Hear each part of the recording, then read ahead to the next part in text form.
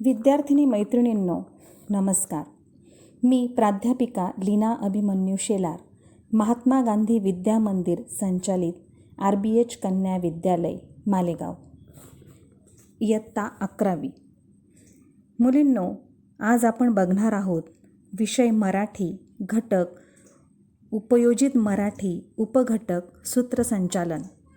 सूत्रसंचालन या पाठाचा अभ्यास आज आपण करणार आहोत. कोणताही कार्यक्रम असला की सर्वात महत्त्वाचा भाग म्हणजे सूत्रसंचालन. संपूर्ण कार्यक्रमाची यशस्वीता ही सूत्रसंचालनावर अवलंबून असते. प्रत्येक कार्यक्रमाचे वेगवेगळे घटक असतात, जसे प्रतिमापूजन, पाहुण्यांचे स्वागत, प्रास्ताविक, भाषण, मनोगत, आभार. या संपूर्ण घटकांचे सुसूत्र पद्धतीने गुंफण्याचे काम सूत्रसंचालकाचे असते. कोणत्याही कार्यक्रमात महत्त्वाचे असतात ते अतिथी, वक्ते, कलावंत आणि श्रोते. तिथे सूत्रसंचालकाची भूमिका दुय्यम असते, परंतु कार्यक्रमाचा आशय नेमकेपणाने पोहोचवणारी शैली, कार्यक्रमातील भागांची गुंफण करण्याचे कौशल्य आणि निवेदनातील परिणामकारकता यामुळे वक्ते, अतिथी आणि गायक यांच्या इतकाच लक्षात राहतो तो म्हणजे सूत्रसंचालक. त्यामुळे सूत्रसंचालक हा केवळ 2 भागांमधील दुवा नसतो, तर एका भागातून दुसऱ्या भागाकडे जाताना सर्व कार्यक्रम चैतन्यमय करणारा तो सूत्रधार असतो. कार्यक्रम सुंदर, नेटका आणि अप्रतिम झाला की अप्रत्यक्षपणे सूत्रसंचालनाला मिळालेली दादच असते. कार्यक्रमातील सर्व प्रसंगांना कौशल्याने एकत्र बांधून कार्यक्रम नावाचे चित्र देखणे, अभिरुची संपन्न आणि परिणामकारक करण्याचे काम सूत्रसंचालक करतो. हे कार्यक्रम सुनियोजितपणे आणि नीटनेटक्या पद्धतीने संपन्न होण्यात सूत्रसंचालकाची भूमिका अतिशय महत्त्वाची असते. चांगल्या सूत्रसंचालनामुळे कार्यक्रम देखणा आणि बहरदार होतो. सूत्रसंचालन ही जशी एक कला आहे तसेच शास्त्रसुद्धा आहे, पण ती अतिशय आखीव रेखीव पद्धतीने जमायलाही हवी. सूत्रसंचालकास कार्यक्रम अगदी ओघवत्या शैलीने पुढे नेता आला पाहिजे. फक्त पुढच्या कार्यक्रमांची माहिती देणे म्हणजे सूत्रसंचालन नाही, तर वक्त्याच्या भाषणाआधी वक्त्याचा नेमका परिचय करून देणे, परिचयाबरोबरच कार्यक्रमाचा उद्देश सांगत वक्ते ज्या विषयावर बोलणार आहेत त्याबद्दलची जिज्ञासाही जागृत करणं गरजेचं असतं. नेटके आणि परिणामकारक निवेदन, आवाजाच्या आरोह-अवरोहाने शब्दातून विचार, भाव, भावनांचे प्रकटीकरण करून अपेक्षित परिणाम साधणे, कार्यक्रमातील तुटकपणा जोडत त्यामध्ये रंग भरणे, कार्यक्रमात स्वतः न गुंतता श्रोत्यांना रंगवून कार्यक्रमाला गती देणे, या दृष्टीने सूत्रसंचालन ही एक कला आहे. सूत्रसंचालन हा आता एक वलयांकित व्यवसाय झाला आहे. कार्यक्रमाचे स्वरूप, त्यामधील विविधता, त्यांची संख्या आणि दूरचित्रवाहिन्यांवरील कार्यक्रमांची रेलचेल यांमुळे सूत्रसंचालनाला अतिशय महत्त्व प्राप्त झाले आहे.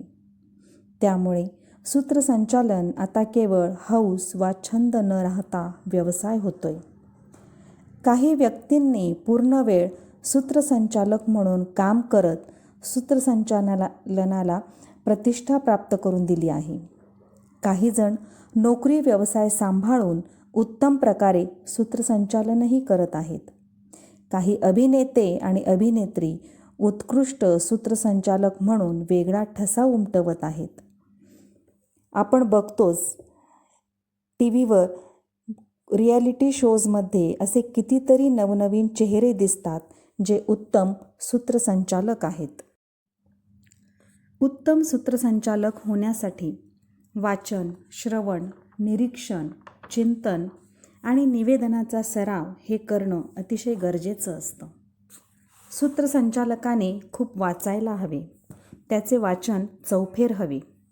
कथा, कादंबरी, नाटक, काव्य, दैनंदिन वृत्तपत्रे, त्यांच्या पुरवण्या यांचेही वाचन करायला हवे.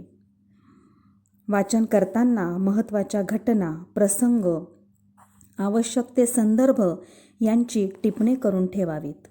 वृत्तपत्र वाचनातून आपले विविध क्षेत्रांशी संबंधित सामान्य ज्ञान अद्ययावत राहते. वाचनाचे 2 भाग पडतात. एक म्हणजे सातत्याने करायचे विविध विषयांसंबंधीचे वाचन आणि दुसरे म्हणजे त्या कार्यक्रमाच्या अनुषंगाने करायचे वाचन. वाचनाचे दोन्ही प्रकार परस्परांशी पूरक आहेत. वाचनाबरोबर आपले चिंतन सुरू असते. त्यामधून नवनवे सुचत राहते. ते टिपून ठेवले तर योग्य ठिकाणी वापरता येते आणि त्यामुळे सूत्रसंचालन पुस्तकी होत नाही. सूत्रसंचालकाने व्याख्याने, मुलाखती आणि विविध कार्यक्रमांमधील सूत्रसंचालन चिकित्सकपणे पाहावे आणि ऐकावे. स्वतःमधील त्रुटी दूर कराव्यात.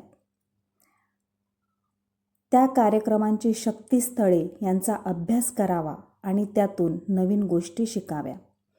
दुसऱ्यांच्या चांगल्या गोष्टीतून जसे शिकता येते तसेच त्यांच्या चुकांमधूनही शिकता येते. सूत्रसंचालकासाठी हा अभ्यासच असतो. आता दूरचित्रवाणीवर, आकाशवाणीवर कार्यक्रमांची रेलचेल असते. ते पाहावेत, ऐकावेत. यूट्यूबवरही अनेक कार्यक्रम उपलब्ध असतात. ते पुन्हा पुन्हा पाहता, ऐकता येतात. स्वतःची निवेदन शैली घडवण्यासाठी त्यांचा फायदा होतो. सूत्रसंचालकाचा अभ्यास आणि व्यासंग पोहोचतो तो त्याच्या आवाजाच्या माध्यमातून. त्यासाठी सूत्रसंचालकाला आवाज तयार करावा लागतो, घडवावा लागतो. प्रकट वाचन, कविता वाचन, अभिवाचन, पठण यांमधून उच्चार स्पष्टता, उच्चार शुद्धता, निवेदनातील आरोह अवरोह यांचा सराव करावा. आवाजाची गती, लय ही श्वासावर अवलंबून असते. त्यासाठी योग आणि प्राणायाम उपयुक्त ठरतात. आता आवाज विकसनाचे आणि जोपासण्याचे शास्त्र विकसित झाले आहे. त्यासंबंधी अधिक माहिती घेऊन आवाजासंबंधी योग्य ती दक्षता घ्यावी. आवश्यक ती पथ्येही पाळावीत. ध्वनिवर्धकाचा वापर ही बाब तांत्रिक वाटत असली तरी निवेदनाची परिणामकारकता ध्वनिवर्धकाच्या वापरावर अवलंबून असते. कार्यक्रमाच्या स्वरूपानुसार आवाजाची पातळी आणि ध्वनिवर्धकाचे अंतर या बाबींचा अंदाज घेऊन सराव करावा. खुले व्यासपीठ वा बंदिस्त सभागृह यात आवाजाचे स्वरूप बदलते हे लक्षात घ्यावे. अशा स्वरूपाचा अभ्यास आणि सराव यांमुळे सूत्रसंचालक आत्मविश्वासाने कार्यक्रमाला सामोरा जातो. त्याच्यातील आत्मविश्वास हेच त्याच्या यशाचे गमक असते. कार्यक्रमाचे सूत्रसंचालन करण्यापूर्वी त्याची पूर्वतयारी करणे अपेक्षित आहे. कार्यक्रमाचा विषय, स्थळ, तारीख, वेळ, अध्यक्ष, अतिथी, कलावंत, श्रोतृवर्ग इत्यादींबाबत तपशिलाने माहिती घ्यावी. कार्यक्रम पत्रिका नीट समजून घ्यावी. कार्यक्रमाचे स्थळ अपरिचित असल्यास तेथे प्रत्यक्ष जाऊन ते नजरेखालून घालावे. अपेक्षित प्रेक्षक, श्रोतृवर्ग यांचा वयोगट, स्तर, अभिरुची इत्यादी बाबी विचारात घ्याव्या. कार्यक्रमाच्या विषयाला अनुसरून अपेक्षित संदर्भ मिळवण्यासाठी वाचन करावे. निवेदनाची संहिता तयार करावी. त्यामध्ये आवश्यक संदर्भ, सुवचने, अवतरणे, काव्यपंक्ती यांची नोंद करावी. परंतु त्यांचा अतिरेक नसावा. त्यामध्ये नाविन्य असावे. कार्यक्रमामधील संभाव्य अडचणींचा अगोदरच अंदाज घ्यावा. त्यामुळे ऐनवेळी येणारा ताण टळू शकतो आणि परिस्थिती सहजतेने हाताळता येते. प्रत्यक्ष सूत्रसंचालन करताना हे करावे. कार्यक्रमाच्या आरंभी उपस्थित श्रोत्यांना नमस्कार करावा. स्वतःचा थोडक्यात परिचय देऊन त्यांचे स्वागत करावे. मंचावरील उपस्थित मान्यवरांचा पदानुसार, समाजातील स्थानानुसार योग्य क्रमाने, योग्य प्रकारे आदरपूर्वक उल्लेख करावा. मंचावरील उपस्थितांच्या कार्याचाही आदरपूर्वक उल्लेख करावा. पूर्ण झालेल्या कार्यक्रमाच्या भागांबाबत साररूपाने सकारात्मक अभिप्राय व्यक्त करून कार्यक्रमाला गती द्यावी. निवेदन सहज, उत्स्फूर्त असावे. उच्चार स्पष्ट असावेत. अपेक्षित विचार, भावभावना योग्य प्रकारे पोहोचण्यासाठी आवाजातील योग्य आरोह अवरोहासह निवेदन करावे. श्रोत्यांकडे पाहून आत्मविश्वासपूर्वक निवेदन करावे. निवेदन शैली संवादी असावी. भाषाशैली सहज, सोपी, प्रवाही, प्रासादिक आणि मनाला भिडणारी असावी. प्रसंगावधान, हजरजबाबीपणा आणि समयसूचकता यांमुळे कार्यक्रम अत्यंत यशस्वी होतात हे ध्यानी घ्यावे. श्रोत्यांमधील जाणकार, तज्ज्ञ यांचा आदरपूर्वक उल्लेख करावा. नजरचुकीने एखादी त्रुटी, उणीव राहिल्यास तत्परतेने दिलगिरी व्यक्त करावी.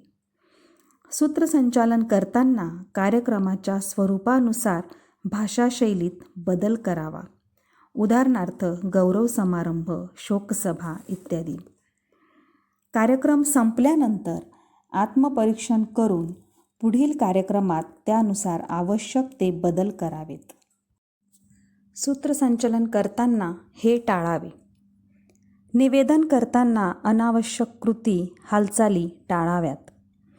बोलण्याची गती एकदम कमी किंवा जास्त असू नये. आवाजाची पातळीसुद्धा एकदम कमी वा जास्त असू नये. निवेदन वाचून दाखवू नये. निवेदनात अवतरणे, काव्यपंक्ती यांचा अतिरेक टाळावा. तसेच पुन्हा पुन्हा वापरही टाळावा. निवेदन पाल्हाळिक होऊ नये याची दक्षता घ्यावी. निवेदकाने स्वतःबद्दल बोलणे टाळावे. वक्त्यांच्या बोलण्यातील आशयाची उगीचच पुनरावृत्ती करू नये. दोन वक्त्यांची, कलावंतांची तुलना करू नये. विद्यार्थिनींनो, तुम्हाला आजच्या या व्हिडिओमधून प्रभावी सूत्रसंचालन कसे करावे, सूत्रसंचालकाने कोणती पूर्वतयारी करावी, काय करावे, काय टाळावे हे समजलंच असेल. सूत्रसंचालन या पाठाचे मनापासून वाचन व मनन करा. पुन्हा भेटू पुढच्या व्हिडिओमध्ये. घरीच राहा, सुरक्षित राहा. नमस्कार.